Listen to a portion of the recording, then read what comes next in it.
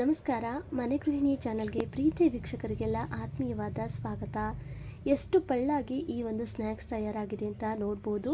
ಮೇಲ್ಗಡೆಯಿಂದ ಗರ್ಗರಿಯಾಗಿ ಒಳಗಡೆಯಿಂದ ಸಾಫ್ಟ್ ಆಗಿರ್ತಕ್ಕಂಥ ಈ ಸ್ನ್ಯಾಕ್ಸನ್ನು ನಾವು ಎಣ್ಣೆಯಲ್ಲಿ ಡೀಪ್ ಫ್ರೈ ಮಾಡೋದು ಕೂಡ ಬೇಡ. ಮಾಡುವಂಥ ವಿಧಾನ ಕೂಡ ತುಂಬಾ ಸುಲಭ.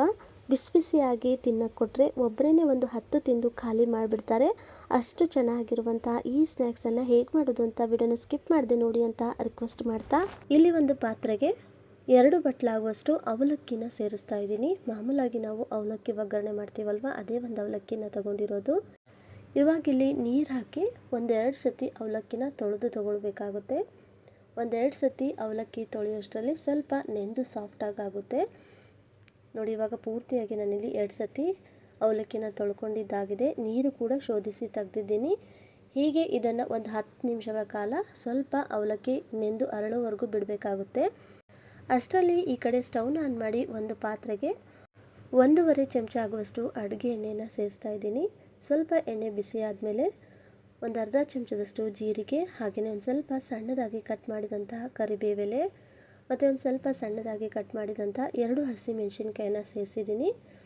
ಹಾಗೆಯೇ ಇವಾಗ ಒಂದು ದಪ್ಪ ಸೈಜ್ ಇರುವಂಥ ಈರುಳ್ಳಿನ ಸ್ವಲ್ಪ ಸಣ್ಣದಾಗಿ ಕಟ್ ಮಾಡಿ ಸೇರಿಸಿ ಮೀಡಿಯಂ ಫ್ಲೇಮ್ನಲ್ಲಿ ಈರುಳ್ಳಿ ಹಸಿ ವಾಸನೆ ಹೋಗಿ ಕಲರ್ ಕೂಡ ಸ್ವಲ್ಪ ಚೇಂಜ್ ಆಗೋವರೆಗೂ ಇದನ್ನು ಫ್ರೈ ಮಾಡಿ ತಗೊಳ್ಬೇಕಾಗುತ್ತೆ.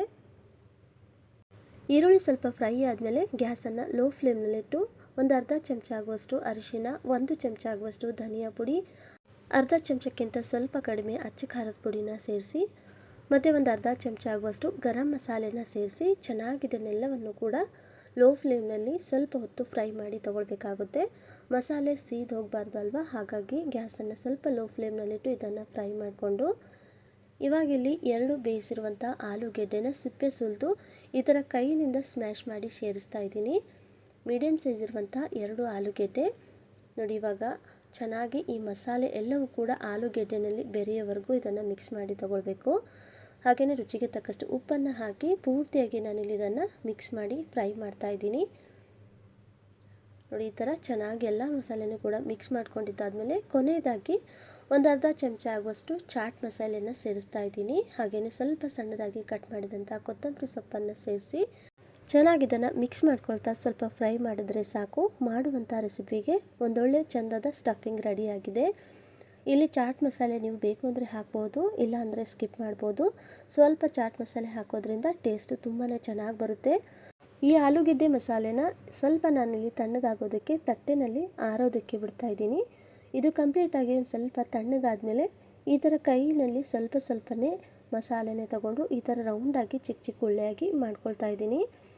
ಇದೇ ಥರ ಎಲ್ಲ ಉಳ್ಳೆಗಳನ್ನು ಕೂಡ ನಾವು ಸ್ವಲ್ಪ ಚಿಕ್ಕ ಚಿಕ್ಕದಾಗಿ ರೆಡಿ ಮಾಡ್ಕೊಂಡು ತಗೊಳ್ಬೇಕಾಗುತ್ತೆ.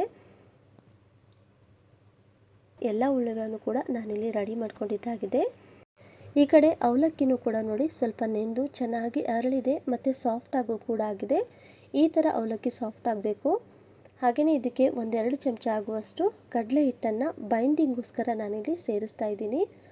ಹಾಗೆಯೇ ಸ್ವಲ್ಪ ರುಚಿಗೆ ತಕ್ಕಷ್ಟು ಉಪ್ಪು ಹಾಕಿ ಚೆನ್ನಾಗಿ ಇದನ್ನು ಮಿಕ್ಸ್ ಮಾಡಿ ತಗೊಳ್ಬೇಕಾಗುತ್ತೆ. ಮತ್ತು ಎಕ್ಸ್ಟ್ರಾ ನೀರನ್ನು ಸೇರಿಸದೆ ಈ ಸಾಫ್ಟ್ ಆಗಿರುವಂಥ ಅವಲಕ್ಕಿನ ನಾವು ಚೆನ್ನಾಗಿ ಕೈಯಿಂದ ಸ್ಮ್ಯಾಶ್ ಮಾಡ್ಕೊಳ್ತಾ ಹಿಟ್ಟನ್ನು ಸಾಫ್ಟಾಗಿ ನಾದ್ಕೊಳ್ಬೇಕಾಗುತ್ತೆ.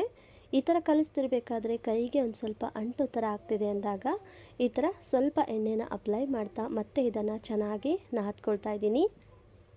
ನೋಡ್ತಾ ಇದ್ದೀರಲ್ಲ, ಇವಾಗ ಪರ್ಫೆಕ್ಟ್ ಆಗಿರುವಂತಹ ಅವಲಕ್ಕಿ ಮತ್ತು 2 ಚಮಚದ ಹಿಟ್ಟಿನಲ್ಲಿ ಈ ಒಂದು ಡೋ ರೆಡಿಯಾಗಿದೆ. ಇವಾಗ ಈ ರೆಡಿ ಮಾಡಿರ್ತಕ್ಕಂಥ ಹಿಟ್ಟಿನಲ್ಲಿ ಸ್ವಲ್ಪ ನಾನಿಲ್ಲಿ ಉಳ್ಳೆನ ರೆಡಿ ಮಾಡ್ಕೊಳ್ತಾ ಇದ್ದೀನಿ.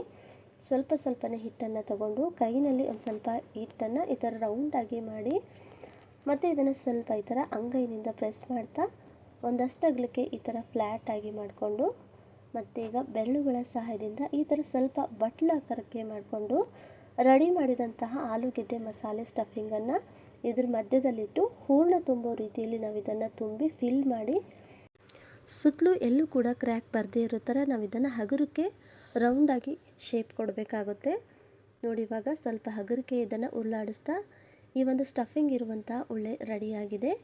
ಇದೇ ಥರ ಎಲ್ಲನೂ ಕೂಡ ಮಾಡಿ ನಾನಿಲ್ಲಿ ಒಂದು ಪ್ಲೇಟಿಗೆ ತೆಗೆದಿಟ್ಕೊಳ್ತಾ ಇದ್ದೀನಿ. ಒಂದು ವೇಳೆ ಕಲಸಿರ್ತಕ್ಕಂಥ ಅವಲಕ್ಕಿ ಹಿಟ್ಟು ಸ್ಟಫಿಂಗ್ ಮಾಡೋದಕ್ಕೆ ಕಷ್ಟ ಆಗ್ತಾಯಿದೆ, ಬಿರುಕು ಬಿಡೋ ಥರ ಆಗ್ತಾಯಿದೆ, ಕಟ್ ಆಗ್ತಿದೆ ಅಂದಾಗ ಮತ್ತು ನೀವು ಒಂದು ಸ್ವಲ್ಪ ಕಡಲೆ ಹಿಟ್ಟನ್ನೇ ಆ್ಯಡ್ ಮಾಡಿಕೊಂಡು ಹಿಟ್ಟನ್ನು ರೆಡಿ ಮಾಡಿಕೊಂಡ್ರೆ ಎಲ್ಲೂ ಕೂಡ ಕ್ರ್ಯಾಕ್ ಅನ್ನೋದು ಬರದೇ ಇರೋ ರೀತಿಯಲ್ಲಿ ಈ ಒಂದು ಸ್ಟಫಿಂಗ್ ಇರುವಂಥ ಉಳ್ಳೆನ ರೆಡಿ ಮಾಡ್ಕೊಳ್ಬೋದು. ಎಲ್ಲನೂ ಕೂಡ ನಾನಿಲ್ಲಿ ರೆಡಿ ಮಾಡಿದಾಗಿದೆ. ಈ ಕಡೆ ಸ್ಟವ್ನ ಆನ್ ಮಾಡಿ ನಾನಿಲ್ಲಿ ಪಡ್ಡು ಮಾಡುವಂಥ ಮಣೆನ ಇಟ್ಟಿದ್ದೀನಿ. ಪಡ್ಡು ಮಾಡುವಂಥ ಮಣೆಗೆ ಚೆನ್ನಾಗಿ ಒಂದು ಸ್ವಲ್ಪ ಎಣ್ಣೆನ ಅಪ್ಲೈ ಮಾಡಬೇಕಾಗುತ್ತೆ. ಒಂದು 1/4 ಚಮಚದಷ್ಟು ಅಡುಗೆ ಎಣ್ಣೆನ ಸೇರಿಸ್ತಾ ಪ್ರತಿ ಪಡ್ಡು ಮಣೆ ಸಾಚೆನ ಈ ಥರ ಎಣ್ಣೆನಿಂದ ಅಪ್ಲೈ ಮಾಡಿ ಕವರ್ ಮಾಡಬೇಕಾಗುತ್ತೆ. ಇವಾಗ ನೋಡಿ ಒಂದೊಂದೇ ರೆಡಿ ಮಾಡಿದಂಥ ಸ್ಟಫಿಂಗ್ ಇರುವಂಥ ಉಳ್ಳೆನ ಈ ಪಡ್ಡು ಮಣೆಗೆ ಸೇರಿಸ್ತಾ ಇದ್ದೀನಿ.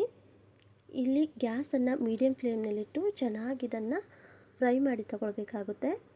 ನೋಡಿ ಮೇಲ್ಗಡೆ ಒಂದು ಸ್ವಲ್ಪ ನಾನಿಲ್ಲಿ ಎಣ್ಣೆನ ಅಪ್ಲೈ ಮಾಡ್ತಾ ಇದ್ದೀನಿ. ಜಾಸ್ತಿ ಎಣ್ಣೆ ಬೇಕು ಅಂತ ಏನಿಲ್ಲ. ಫಸ್ಟಿಗೆ ನಾವು ಏನು ಒಂದು 1/4 ಚಮಚದಷ್ಟು ಎಣ್ಣೆ ಹಾಕಿರ್ತೀವೋ ಅದೇ ಎಣ್ಣೆಯಲ್ಲಿ ನಾವು ಈ ಸ್ನ್ಯಾಕ್ಸನ್ನು ತಿರುವುತ್ತಾ ಫ್ರೈ ಮಾಡ್ಕೊಳ್ಬೇಕಾಗುತ್ತೆ. ಎಲ್ಲಿವರೆಗೂ ಅಂದರೆ ಸ್ವಲ್ಪ ಲೈಟಾಗಿ ಮೇಲ್ಭಾಗ ಹೊಂಬಣ್ಣಕ್ಕೆ ಅಂದರೆ ಸ್ವಲ್ಪ ಕೆಂಪಿಗೆ ಚೆನ್ನಾಗಿ ಗರ್ಗರಿ ಆಗೋವರೆಗೂ ಇದನ್ನು ನಾವು ಫ್ರೈ ಮಾಡಿ ತಗೊಳ್ಬೇಕು. ಈ ಒಂದು ಪ್ರೊಸೀಜರ್ ಮಾಡೋದಕ್ಕೆ ಸ್ವಲ್ಪ ಸಮಯ ಹಿಡಿಯುತ್ತೆ ಅನ್ನೋದು ಬಿಟ್ಟರೆ ಜಾಸ್ತಿ ಎಣ್ಣೆ ಇಲ್ಲದೆ ಎಣ್ಣೆಯಲ್ಲಿ ಡೀಪ್ ಫ್ರೈ ಮಾಡದೆ ಒಂದು ಒಳ್ಳೆ ಚಂದದ ಸ್ನ್ಯಾಕ್ಸನ್ನು ರೆಡಿ ಮಾಡ್ಕೊಳ್ಬೋದು. ಟೇಸ್ಟು ತುಂಬಾ ಚೆನ್ನಾಗಿರುತ್ತೆ. 1-2 ನಿಮಿಷಕ್ಕೂ ಈ ಥರ ನೀವು ತಿರುವುತ್ತಾ ಚೆನ್ನಾಗಿ ಇದನ್ನು ಫ್ರೈ ಮಾಡಿಕೊಂಡ್ರೆ ಸಾಕು. ಎಲ್ಲ ಭಾಗದಲ್ಲೂ ಕೂಡ ಪರ್ಫೆಕ್ಟಾಗಿ ಚೆನ್ನಾಗಿ ಬೇಯುತ್ತೆ ಮತ್ತು ಅಷ್ಟೇ ಚೆನ್ನಾಗಿ ಮೇಲ್ಭಾಗ ಅನ್ನೋದು ಗರ್ಗರಿಯಾಗಿ ರೆಡಿಯಾಗುತ್ತೆ. ಇಲ್ಲಿ ಮತ್ತೆ ನಾವು ಎಕ್ಸ್ಟ್ರಾ ಎಣ್ಣೆ ಹಾಕಬೇಕು ಅಂತೇನಿಲ್ಲ. ಮುಂಚೆನೇ 1/4 ಚಮಚದಷ್ಟು ಎಣ್ಣೆ ಹಾಕಿರ್ತೀವಲ್ವ, ಅದೇ ಎಣ್ಣೆನಲ್ಲೇ ನಾವು ಇದನ್ನು ತಿರುವುತ್ತಾ ಫ್ರೈ ಮಾಡಿಕೊಂಡ್ರೆ ಸಾಕು. ಎಕ್ಸ್ಟ್ರಾ ಎಣ್ಣೆ ಕೂಡ ಬೇಕಾಗೋದಿಲ್ಲ.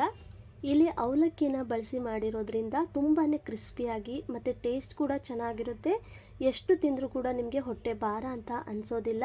ಈ ಥರ ಪಡ್ಡು ಮಣೆಯಲ್ಲೂ ಕೂಡ ಈ ರೆಸಿಪಿನ ಮಾಡ್ಕೊಳ್ಬೋದು. ಇಲ್ಲಾಂದರೆ ಇದನ್ನು ನೀವು ಕಟ್ಲೆಟ್ ರೀತಿಯಲ್ಲಿ ಫ್ಲ್ಯಾಟ್ ಆಗಿ ತಟ್ಟಿ ತವಾ ಮೇಲೆ ಇದನ್ನು ನೀವು ಶಾಲೋ ಫ್ರೈ ಮಾಡಿ ಕೂಡ ತಗೊಳ್ಬೋದು. ಹಾಗೆ ಇದಕ್ಕೆ ಜೊತೆಗೆ ಚಟ್ನಿ ಬೇಕು ಅಂತೇನಿಲ್ಲ. ಬಿಸಿಯಾಗಿ ಇದನ್ನು ನೀವು ಹಾಗೆ ತಿನ್ಬೋದು. ಯಾಕಂದರೆ ಇಲ್ಲಿ ಆಲೂಗೆಡ್ಡೆನ ಮಸಾಲೆಯಾಗಿ ನಾವು ಫಿಲ್ ಮಾಡಿರೋದ್ರಿಂದ ಟೇಸ್ಟು ತುಂಬ ಚೆನ್ನಾಗಿರುತ್ತೆ. ಬಿಸಿಯಾಗಿರುವಾಗ ತಿಂತಾ ಇದ್ದರೆ ಒಬ್ಬರೇ ಒಂದು 10 ತಿಂದು ಖಾಲಿ ಮಾಡಿಬಿಡ್ತಾರೆ, ಅಷ್ಟು ಚೆನ್ನಾಗಿರುತ್ತೆ. ಇಲ್ಲಿ ಎಲ್ಲನೂ ಕೂಡ ನಾನು ಫ್ರೈ ಮಾಡ್ಕೊಂಡಿದ್ದಾಗಿದೆ. ಒಂದು ಪ್ಲೇಟ್ಗೆ ಸರ್ವ್ ಮಾಡಿದ್ದೀನಿ. ನೋಡಿ ಯಾವ ಥರ ಇದು ಸ್ನ್ಯಾಕ್ಸ್ ರೆಡಿಯಾಗಿದೆ ಅಂತ. ಮೇಲಿಂದ ಗರಿಗರಿಯಾಗಿ ಒಳಗಿಂದ ಸಾಫ್ಟ್ ಆಗಿರುವಂತಹ ಮಸಾಲೆ ತುಂಬಿರ್ತಕ್ಕಂಥ ಅವಲಕ್ಕಿ ಮಸಾಲೆ ಪಡ್ಡು ಅಥವಾ ಅವಲಕ್ಕಿ ಮಸಾಲೆ ಬೋಂಡ ಅಂತಲೂ ಕೂಡ ಹೇಳ್ಬೋದು. ಸೌಂಡ್ ಕೇಳಿದ್ರೇ ನಿಮಗೆ ಗೊತ್ತಾಗಿರುತ್ತೆ ಎಷ್ಟು ಗರಿಗರಿಯಾಗಿ ಬಂದಿದೆ ಅಂತ. ಸ್ಕೂಲಿಂದ ಬಂದಂಥ ಮಕ್ಕಳಿಗೆ ಈ ಥರ ನೀವು ಸ್ನ್ಯಾಕ್ಸನ್ನು ಮಾಡಿಕೊಡಿ, ತುಂಬಾ ಇಷ್ಟಪಟ್ಟು ತಿಂತಾರೆ. ಹೊರಗಡೆಯಿಂದ ತಂದಿರ್ತಕ್ಕಂಥ ಸಮೋಸ ಕಚೋರಿ ಅಷ್ಟೇ ಟೇಸ್ಟಿ ಆಗಿರುವಂತಹ ಈ ಅವಲಕ್ಕಿ ಸ್ನ್ಯಾಕ್ಸ್ ರೆಸಿಪಿ ಹೇಗನ್ನಿಸ್ತು ಅಂತ ಕಮೆಂಟಲ್ಲಿ ತಿಳಿಸಿ. ವಿಡಿಯೋ ಇಷ್ಟ ಆದರೆ ಒಂದು ಲೈಕ್ ಮಾಡಿ, ಶೇರ್ ಮಾಡಿ ನಿಮ್ಮ ಫ್ರೆಂಡ್ಸ್ ಆ್ಯಂಡ್ ಫ್ಯಾಮಿಲಿ ಜೊತೆಗೆ. ಹಾಗೆಯೇ ಮನೆ ಗೃಹಿಣಿ ಚಾನಲ್ನು ಕೂಡ ಸಬ್ಸ್ಕ್ರೈಬ್ ಮಾಡಿಕೊಂಡು ಸಪೋರ್ಟ್ ಮಾಡಿ ಅಂತ ಹೇಳ್ತಾ ಈ ರೆಸಿಪಿ ವಿಡಿಯೋ ನೋಡಿದಂಥ ಎಲ್ಲರಿಗೂ ಧನ್ಯವಾದಗಳು.